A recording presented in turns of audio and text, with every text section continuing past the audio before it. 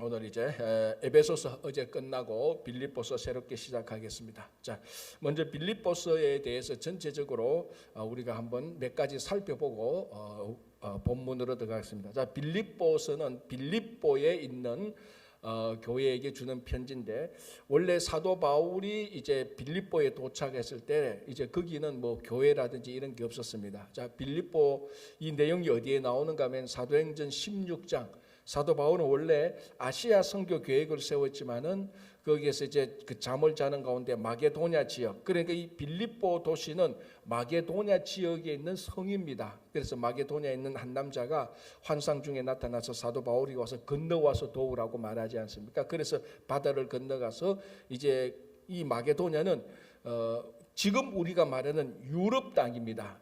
뭐 그 당시는 뭐 유럽이나 이런 개념이 없었으니까 마게도냐 지역이라고 불렀죠. 이제 그러니까 이게 유럽 땅으로 처음으로 바울이 배를 타고 건너가게 되고, 건너가서 처음 이제 도착한 것이 빌립보. 우리 사도행전 16장에 잘 나오지 않습니까? 바로 이 빌립보인데, 이 빌립보는 원래는 이제 우리 그리스의 알렉산더 대왕이 있지 않습니까? 알렉산더 대왕의 아버지 이름이 빌립보 2세입니다. 그래서 그 빌립보가 그 도시를, 그리고 알렉산더 대왕의 아버지 그 필립이죠. 필립이 세웠기 때문에 그 이름이 지금까지 빌립보가 된 겁니다. 그래서 이제 그렇게 있다가 나중에 아우구스투스가 다시 그 지역을 점령해서 이제 그 도시가 로마적인 그 도시로 이제 바뀌어진 거죠. 그래서 이 빌립보는 굉장히 친로마적인 그런 도시고, 이 빌립보의 그 당시의 행정이나 뭐 모든 어떤 조직이나 제도나 기관들이 거의 다 그 로마에 다 영향을 받았습니다.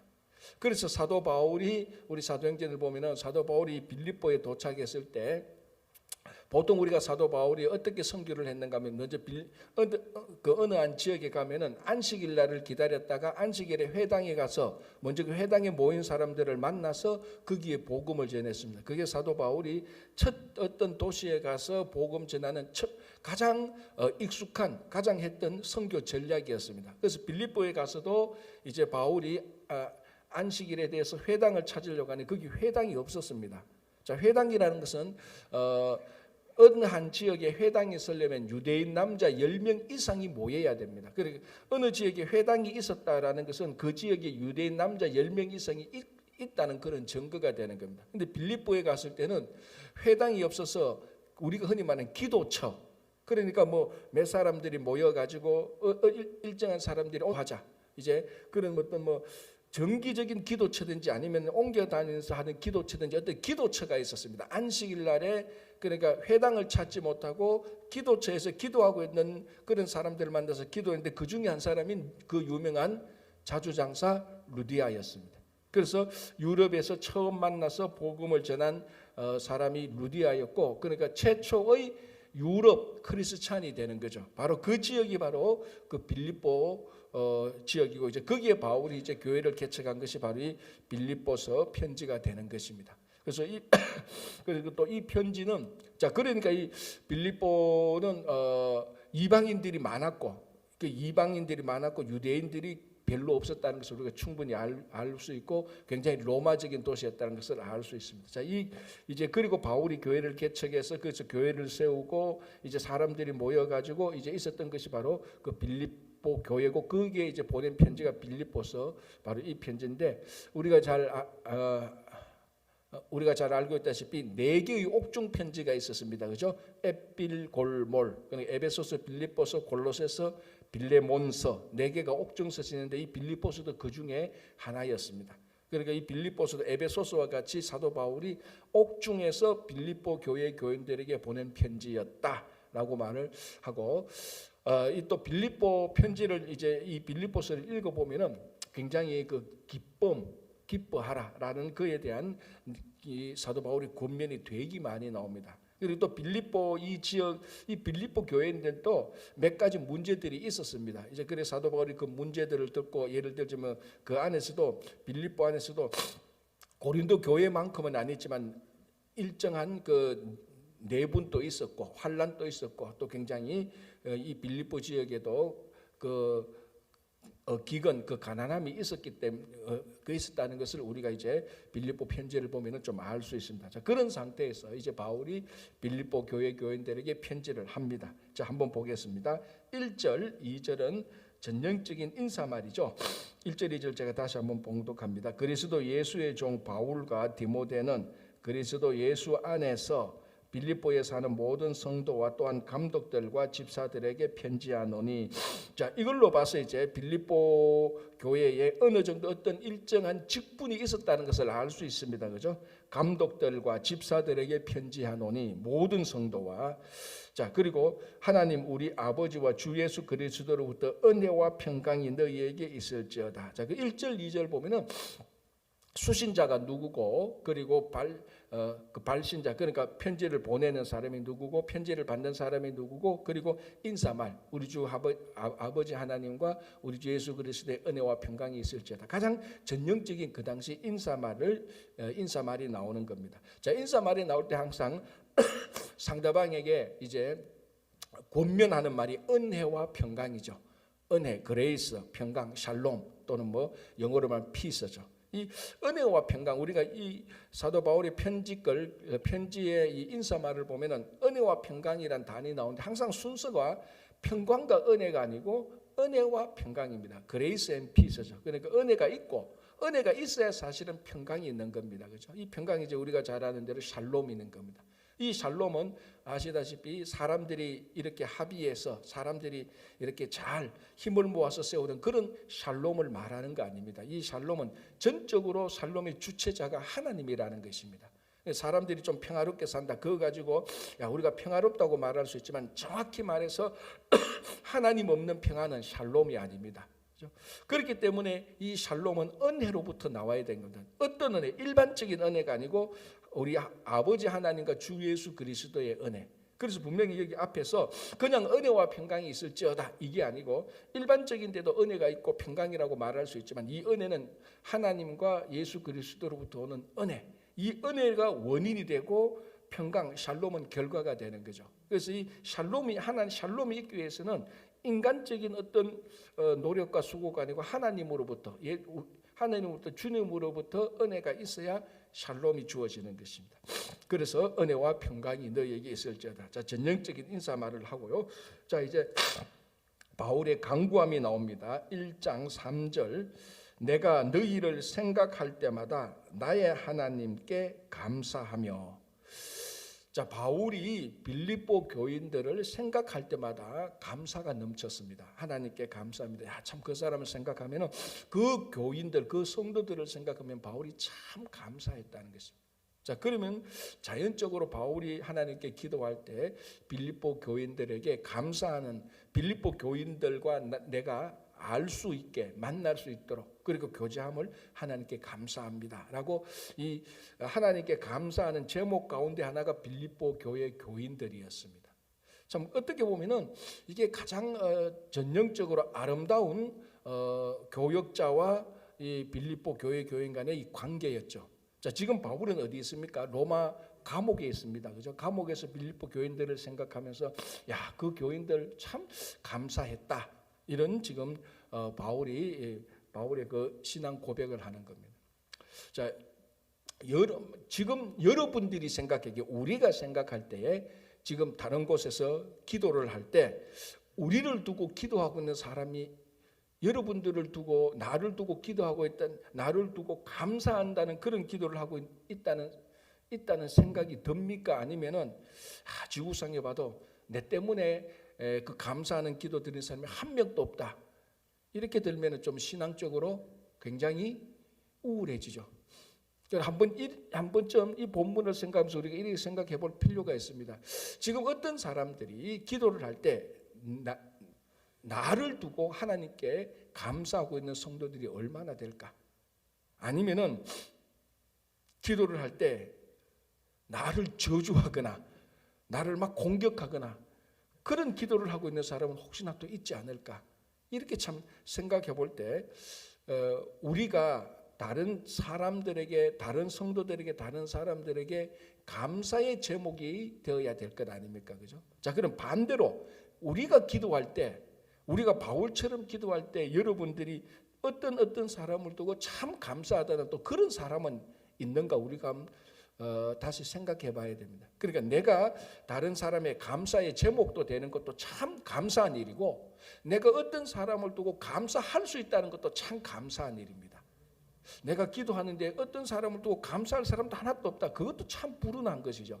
그리고 어떤 사람들이 기도할 때 나를 나를 생각하면서 전혀 감사하는 사람이 한 명도 없다. 그것도 참 불운한 겁니다. 근데 이 바울과 빌립보 교회는 굉장히 아름다운 관계였습니다. 바울이 어떻게 합니까? 너희들 생각할 때가 아니고 생각할 때마다. 이게 한두 번 하고 치운 게 아니죠. 계속해서 죄송합니다. 계속해서 나의 하나님께 내가 감사했다. 너희들을 두고 너희들과 함께 알았던 것, 너희들과 함께 교제했던 것, 그것을 감사했다라는 겁니다. 자, 4절 간구할 때마다 너희 무리를 위하여 기쁨으로 항상 간구함은, 5절 너희가 첫날부터 이제까지 복음을 위한 일에 참여하고 있기 때문이라. 자, 이제 바울이 그 감사했던 이유가 이제 나타나는 겁니다. 그렇죠? 간구할 때마다 너희 무리를 위하여 기쁨으로 항상 간구한 것은 너희가 첫날부터, 자, 이 첫날은 뭐 우리가 빌립보 교회 교인과 바울이 만난 그 시점으로 볼 수 있고, 아니면 교회를 개척한 그 시점으로 볼 수 있고, 어쨌거나 뭐 중요한 그 만남의 시작이겠죠. 자, 그때부터 그 첫날부터 이제까지, 바울이 옥중에서 편지를 쓰는 이제까지 그러니까 감사했다. 그 이유가 뭐냐면 교제하고 있었다. 그러면 우리가 두 가지를 생각할 수 있습니다. 이 교제는, 첫 번째는 우리가 말할 수 있는 정말 이런 일반적인 교제입니다. 뭐 편지를 보내서 교제하거나, 요즘 우리는 뭐 카톡을 보내서 이렇게 다 교제할 수 있지만 그 당시는 뭐 사람들이 만날 수 없지 않습니까? 그러나 교제할 때 누구를 통해서, 인편을 통해서 편지를 보낼 때 소식을 들을 때 어쨌거나 굉장히 좀 편한 교제는 아니었죠. 뭐 교통이나 통신이 좋지 않았기 때문에. 그러나 첫날부터 지금까지 계속적으로 바울이 교제하고 있었다는 것입니다. 자, 여러분, 이게 교통이나 통신이 편한 상태에서 교제하는 거하고 이런 것이 없이 교제하는 거라고는 굉장히 다른 겁니다. 요즘은 사실은 우리가 전 세계에 있는 사람하고 교제하려고 마음만 먹으면은 진짜로 하루에 몇 번씩 우리가 커뮤니케이션을 할 수 있잖아요. 뭐 카톡을 보내도 되고, 이메일을 보내도 되고, 전화를 해도 되고, 뭐 전화비 요즘 또 뭐 카톡으로 전화하면 다 무료 아닙니까? 그러니까 요즘은 진짜로 2000년 전에 사도 바울이 빌립보 교회 교인들과 교제하는 그 방식을 생각해 보면 비교할 수 없을 정도로 우리는 마음만 먹으면은, 우리가 게을러서 교제를 안 해서 그렇지 교제할 수 있는 수단과 방법은 우리들에게 차고 넘칩니다. 자, 그런데 2000년 전에는 교제할 수 있는 방법은 직접 만나는 방법, 아니면 고작에 편지 보내는 방법. 그런 게 여러분, 이 교제 방법이 얼마나 불편하겠습니까? 자, 이제 제 같은 경우에는 사람을 한 몇 개월 정도 이렇게 안 만나면은 좀 또다시 뭐 갑자기 연락하려니까 좀 어색한 거 있지 않습니까? 어떤 사람은 그렇게 해도 연락을 잘하는데, 저는 뭐 몇 개월 연락 안 하고 하면은 뭐 특별한 이유 없이 전화하거나 하려면 뭔가 모르게 좀 어색해요. 이게 이제 사람마다 다르지만은, 그러다 보면 1년, 2년 지나면은 마음속에 그 사람이 그렇고 이런 건 있는데, 교제가 끊기니까 다시 어떤 만남을, 어떤 계기가 되면은 몰라도 그런 계기가 없이 다시 만나는 게 참 이게 쉽지 않더라고요. 제가 어떤 사람은 그런 것도 없이 잘 하는데, 자, 이런 상황에서 2000년 전이라면은 나와 함께 내가 살고 있는 지역에서 직접 만날 수 있는 사람 외에는 교제하기가 굉장히 불편할 겁니다. 그럼에도 불구하고 바울은 그런 이 빌립보를 떠나와서 지금 로마 감옥에 있어도 빌립보 교인과 바울이 계속 교제 중에 있었다는 것입니다. 이게 굉장히 중요한 것이죠. 그렇죠? 그래서 바울이 그것을 감사하고 있었습니다. 참, 내가 너희들과 지금 첫날부터 지금까지 관계가 끊기지 않고 계속해서 교제하고 있었다. 굉장히 그걸 감사했던 것이고요. 또 하나 가만히 보면 이렇게 되어 있습니다. 너희가 첫날부터 이제까지 복음을 위한 일에 참여하고 있었다. 제 참여, 이게 교제인 건데, 그리고 우리 빌립보서를 보고 바울이 사도행전을 보고 또 다른 바울의 편지를 보면은 이 빌립보 교회 교인들이 여기 보면은 복음을 위한 일에 참여하고 있었다는 거예요. 그래 바울과 계속해서 교제했다는 말도 되지만은 그것도 감사하지만은 빌립보 교회 교인들이 처음부터 복음에 참여하고 있었다. 자, 이 복음에 참여했다는 게 무엇일까? 이제 거기에 대해서 많은 사람들이 연구를 했는데요. 고린도후서를 한번 보겠습니다. 고린도후서 8장을 한번 보시기 바랍니다. 고린도후서 8장 1절에서 3절 보시기 바랍니다. 고린도후서 8장 1절에서 3절 제가 한번 읽어드리겠습니다. 형제들아, 하나님께 마게도냐 교회들에게 주신 은혜를 우리가 너희에게 알리노라. 자, 바울이 고린도 교회 교인들에게 마게도냐 교회가 주신 은혜를 알린다. 자, 여기서 마게도냐 교회가 뭘 의미할까요? 자, 빌립보가 아까 어느 지역에 있었다 그랬죠? 마게도냐 지역에 있었다 그랬습니다. 마게도냐 지역에. 그 마게도냐 지역에 있었던 교회들 또는 교회, 어느 교회? 다른 교회들이 있으면 빌립보 교회도 반드시 포함된 겁니다. 그러니까 여기서 형제들아, 하나님께서 마게도냐 교회들에게 주신 교회, 마게도냐 지역에 있는 교회들, 그 빌립보가 분명히 있단 말이에요. 자, 우리가 지금 빌립보서를 보니까 이제 그 빌립보 교회를 우리가 쉽게 생각할 수 있습니다. 형제들아, 하나님께서 마게도냐 교회들에게 주신 은혜를 우리가 너희에게 알리노니 환난의 많은 시련 가운데서 그들의 넘치는 기쁨과 극심한 가난이 그들의 풍성한 연보를 넘치도록 하게 하였느니라. 내가 정언하노니 그들이 힘대로 할 뿐 아니라 힘에 지나도록 자원하여. 자, 이게 예루살렘 교회 그 예루살렘에 기근이 있어서 굉장히 어려웠잖아요. 그때 마게도냐 지역에 있는 사람들이 힘써서 연보를 해서 바울 편에서 이 연보를 보낸 겁니다. 그리고 또 고린도 교회에 보내고 이런 일을 했던 겁니다. 누가? 마게도냐 교회들. 그 중에 한 교회가 빌립보 교회. 그리고 빌립보 교회인들이 자기들의 그 재정적인 지원을 한 겁니다. 어렵고 힘든 사람들의 소식을 듣고 바울이 이 은혜를 고린도 교회 교인들하고 함께 나누고 싶다는 겁니다. 자, 그런데 2절을 보면 고린도후서 8장 2절을 보면 환난의 많은 시련 가운데서, 그러니까 이게 뭡니까? 빌립보 교인들이 아무 문제가 없고 모든 일이 잘 되고 뭐 어떤 재정의 문제가 아무런 문제가 없었다, 그게 아니고 빌립보 교인들, 빌립보 교회도, 그 마게도냐 지역에 있는 빌립보 교회도 그렇게 형편이 좋지 않았습니다. 이런 문제도 있고 이런 일도 해결해야 되고 재정적으로도 풍성하지 않고, 그런 가운데에서도 그들의 넘치는 기쁨과 극심한 가난이 그들의 풍성한 연보를 넘치게 했다. 굉장히 가난했지만도 오히려 그런 것들 때문에 재정적으로 어떤 힘든 어려운 교회를 복음을 전하는 선교사들의 어려운 것을 모른 채 한 게 아니고 그들을 지극히 도왔다는 겁니다. 자, 다시 빌립보서로 가겠습니다. 빌립보서 1장 5절 다시 보겠습니다. 너희가 첫날부터 이제까지 복음을 위한 일에 참여하고 있기 때문이라. 바로 이것이 고린도후서 8장에서 했던 구체적인 내용입니다. 그 바울이 그런 일을 생각할 때마다 빌립보 교회 교인들한테 기쁘죠. 왜냐, 바울은 전부 다 알잖아요. 고린도 교회도 알고 예루살렘 교회도 알고 빌립보 교회도 알고 다 아는데, 바울이 볼 때는 이 빌립보 교회 교인들이 참 어렵고 힘들었을 때도 재정적인 지원을 아끼지 않았다. 어렵고 힘든 사람들을 도와주고, 아마 이 중에서 또 바울 바울의 선교적인 아마 그런 재정적 지원도 분명히 했을 것입니다. 그런 데 있어서 이제 바울이 빌립보 교인들이 첫날부터 지금까지 계속해 왔다. 그거를 생각하니까 참 굉장히 감사하다, 이 말을 하는 것입니다.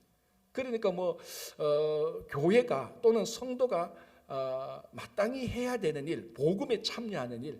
그런데 이제 또 오해를 하면 안 됩니다. 복음에 참여하는 일이 재정적 후원만 복음에 참여하는 거냐? 절대로 그렇지 않죠. 기도로 기도로 참여하게 되고, 그리고 사람들에게 어렵다면 그 사람들에게 만나기도 하고 찾아가기도 하고, 또 우리가 단기 선교를 하듯이 직접 가서 짧지만 가서 사역을 하기도 하고, 이런 여러 가지 방법으로 복음에 참여하는 것입니다. 이 빌립보 교인들이 첫날부터 지금까지 계속적으로 잘했다는 겁니다. 이게 또 중요하죠, 그죠? 첫날부터 이제까지, 그러니까 지속적으로 잘했다는 것입니다. 한 번 하고 말았다는 것이 아니고, 그래서 바울은 빌립보 교인들을 생각할 때마다 감사가 넘쳤다라는 것을 알 수 있습니다. 자, 6절 볼게요.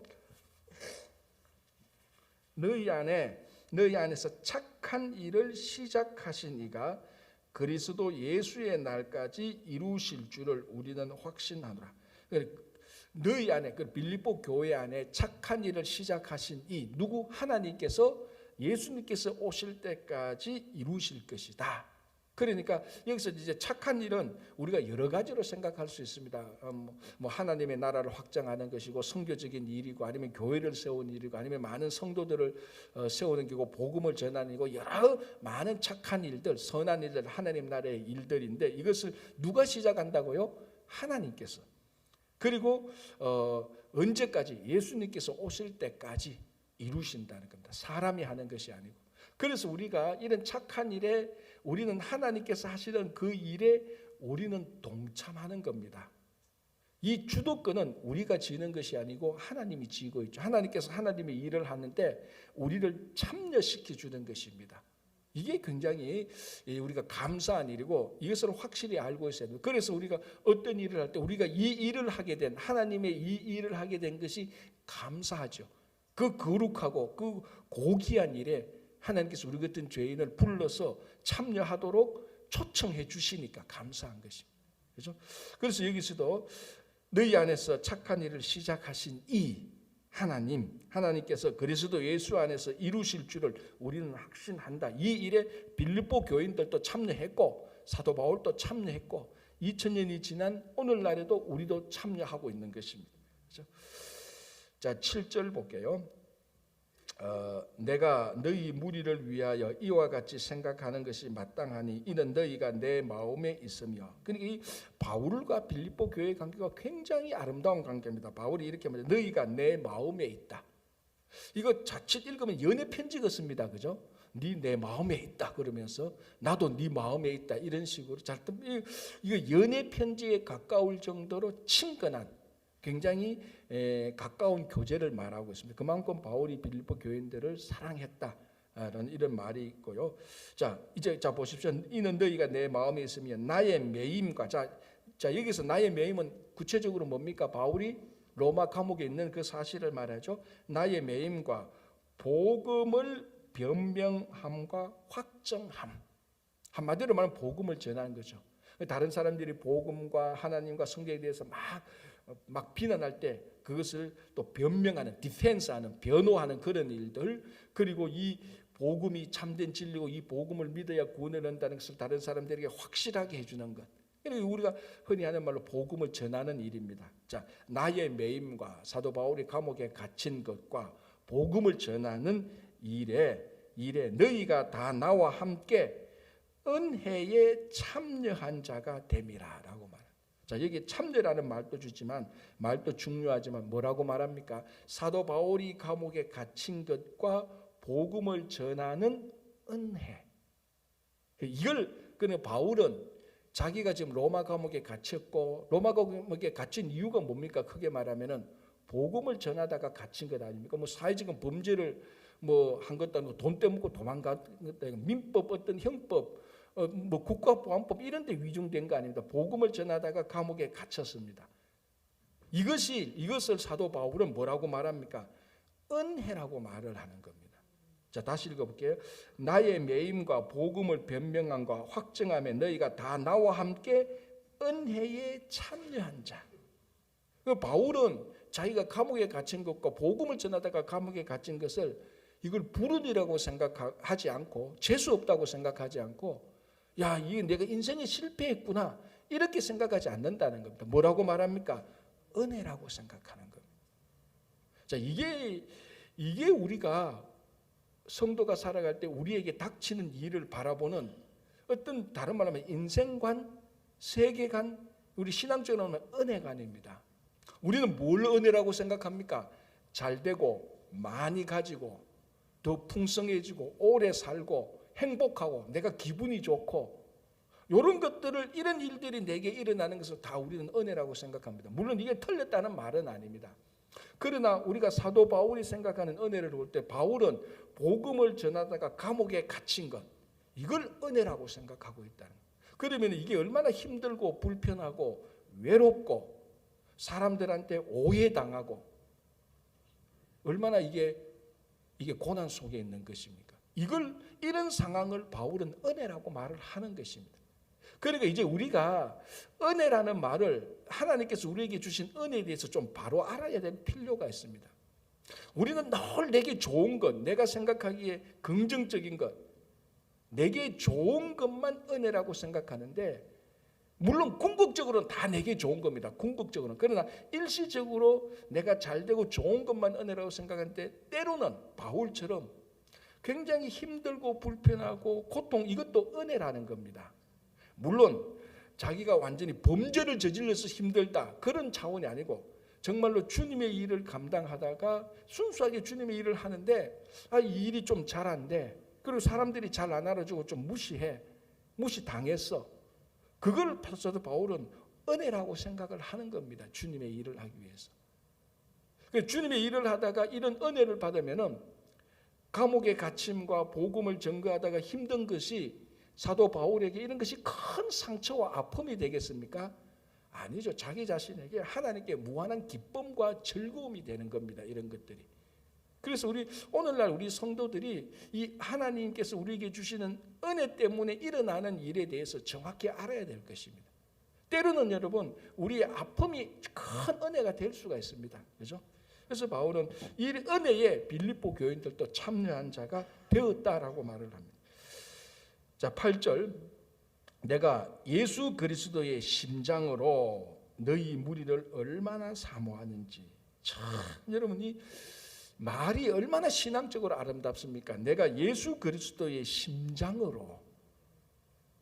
자, 이게 뭐 심장 이식 수술했다고 되는 게 아니잖아요. 바울은 담대하게 말합니다. 나는 예수 그리스도의 심장으로 너희를 사모했다라고 말합니다.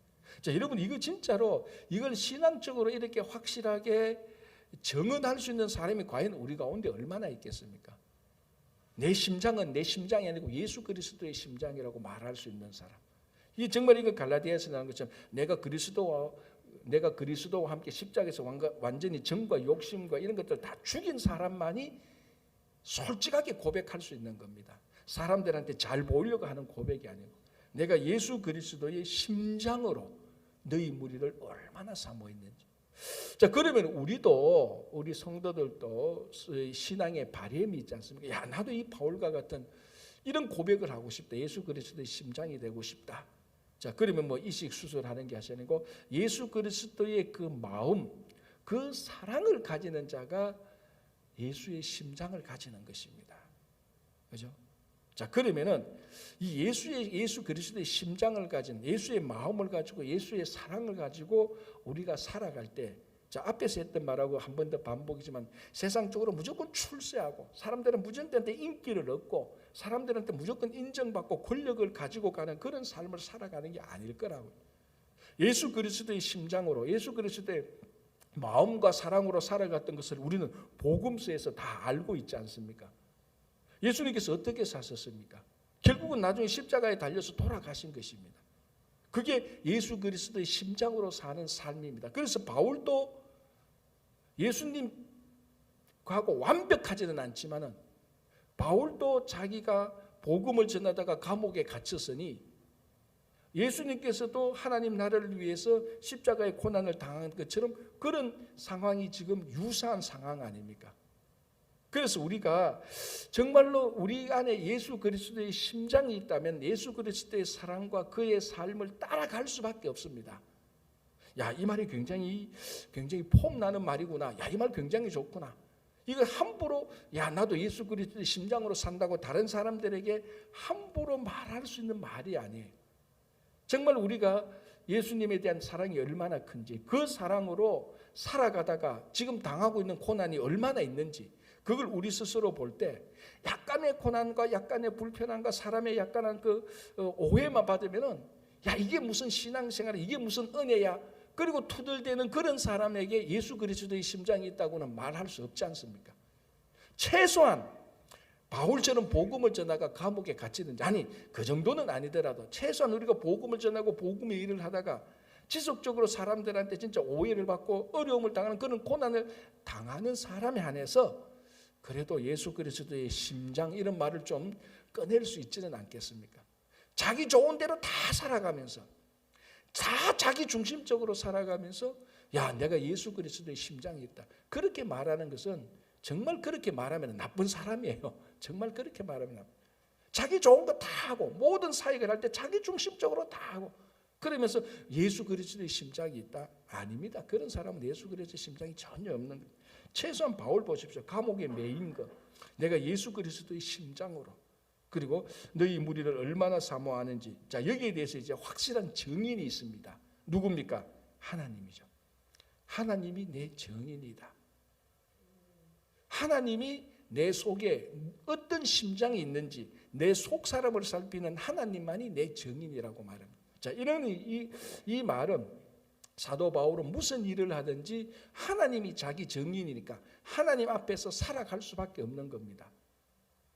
사람들이 내 증인이다가 아니고 하나님이 내 증인이다. 그래서 우리가 마지막에 하나님 앞에서 심판받을 때 그 모든 일을 하는 하나님께서 우리를 심판하는 겁니다. 사람이 우리를 심판하지 않습니다. 이 땅에 살아갈 때는 사람이 우리를 평가하겠죠. 이 땅에 살아갈 때는 사람이 우리를 평가하겠지만 나중에 하나님의 심판대 앞에 섰을 때는 사람의 평가는 전혀 없고 하나님께서 우리를 심판하는 거예요. 그걸 아는 하나님이 사도 바울의 증인이 되는 거예요. 그래서 우리의 삶이 매일매일의 삶이 하나님이 증인되는 삶을 살아야 되는 겁니다.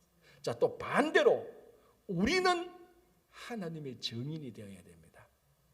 우리는 복음의 증인이 되어야 되죠. 우리는 예수 그리스도의 증인이 되어야 되는 겁니다.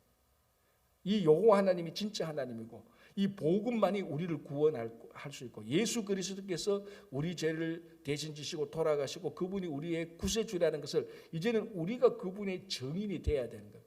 그래서 어떻게 보면 하나님과 우리 사이의 관계는 증인의 관계다, 이렇게도 말을 할 수 있습니다. 하나님이 내 삶의 증인이고 나는 이 땅에 살아가면서 하나님을 증거하면서 사는 그런 삶.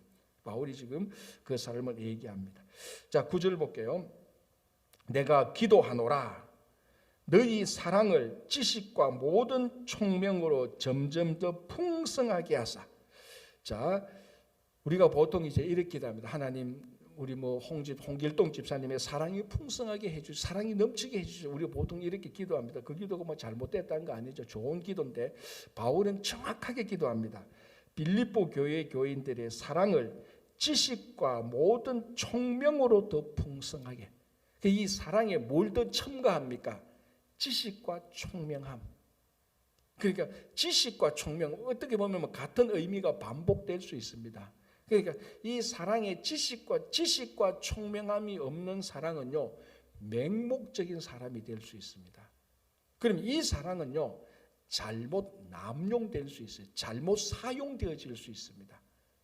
여러분, 사랑이 잘못 사용되어지면요, 이 큰 죄를 저지르고도 자기는 사랑으로 했기 때문에 그 큰 죄에 대한 자책감과 그런 것이 없어질 수가 있습니다. 이 사랑이 남용되면요, 큰 잘못된 일이 일어날 수가 있습니다.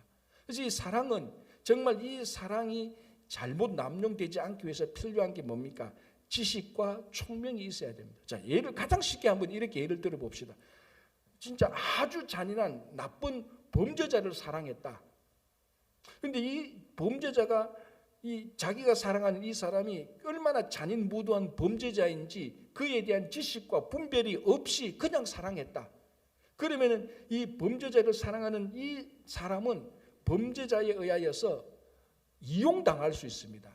사랑이 남용당할 수 있는 거죠. 그러면 이게 정당한, 정말 올바른 사랑이라면 이 사랑에는 자기가 사랑하는 사람이 누군지, 이 사람이 내게 원하는 것이 무엇인지를 분별하고 아는 지식이 필요한 거예요.